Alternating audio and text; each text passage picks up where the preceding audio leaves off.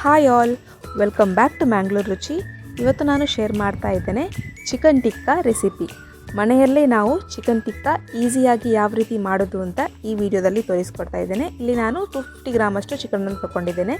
ಇದಕ್ಕೆ 1 teaspoon ginger garlic paste, 1 teaspoon salt, 1 teaspoon lemon juice ಹಾಕಿ marinate ಮಾಡಿ ಒಂದು 15 minutes ಆದರೂ ಇಡಬೇಕು. ಇದು ಮ್ಯಾರಿನೇಟ್ ಆಗಲಿ. ಇನ್ನೊಂದು ಸೈಡಲ್ಲಿ ಟಿಕ್ಕಾ ಮಸಾಲವನ್ನು ರೆಡಿ ಮಾಡುವ. ಇಲ್ಲಿ ನಾನು 2.5 ಸ್ಪೂನಷ್ಟು ಕೊಕೊನಟ್ ಆಯಿಲನ್ನು ತೊಗೊಂಡಿದ್ದೇನೆ.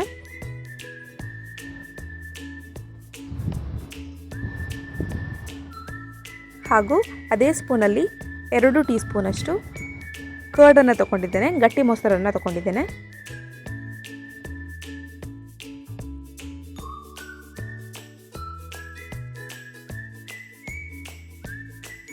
ಈ ಕರ್ಡನ್ನು ಎಣ್ಣೆಗೆ ಹಾಕಿಕೊಳ್ಳಿ.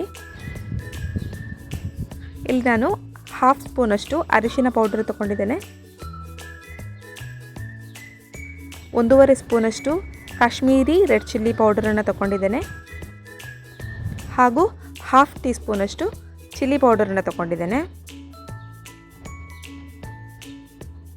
ಹಾಗೂ 1 ಟೀ ಸ್ಪೂನಷ್ಟು ಜೀರಾ ಪೌಡರನ್ನು ತೊಗೊಂಡಿದ್ದೇನೆ, 1/2 ಸ್ಪೂನಷ್ಟು ಗರಂ ಮಸಾಲ ಪೌಡರ್, 1 ಟೀ ಸ್ಪೂನಷ್ಟು ಕಸೂರಿ ಮೇಥಿ ಸ್ವಲ್ಪ ಕ್ರಷ್ ಮಾಡಿ ಹಾಕಿ, ಹಾಗೂ ಚೆನ್ನಾಗಿ ಮಿಕ್ಸ್ ಮಾಡಬೇಕು. ಇದನ್ನು ನಾವು ಚಿಕನಿಗೆ ಆಲ್ರೆಡಿ ಉಪ್ಪು ಹಾಕಿರೋದ್ರಿಂದ ಇದಕ್ಕೆ ಸ್ವಲ್ಪ ಚಿಟಿಕೆಯಷ್ಟು ಉಪ್ಪು ಹಾಕಿಕೊಂಡ್ರೆ ಸಾಕು.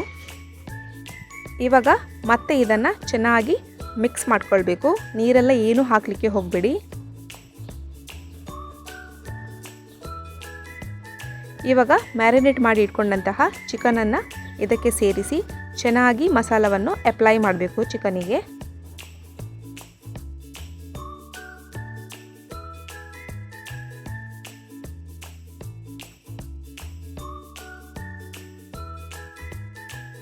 ಮ್ಯಾರಿನೇಟ್ ಮಾಡಿ ಆದಮೇಲೆ ಒಂದು ಮಿನಿಮಮ್ 30 ಮಿನಿಟ್ಸ್ ಆದರೂ ಫ್ರಿಜ್ಜಲ್ಲಿ ಮ್ಯಾರಿನೇಷನಿಗೆ ಇಡಬೇಕು. ಇದನ್ನು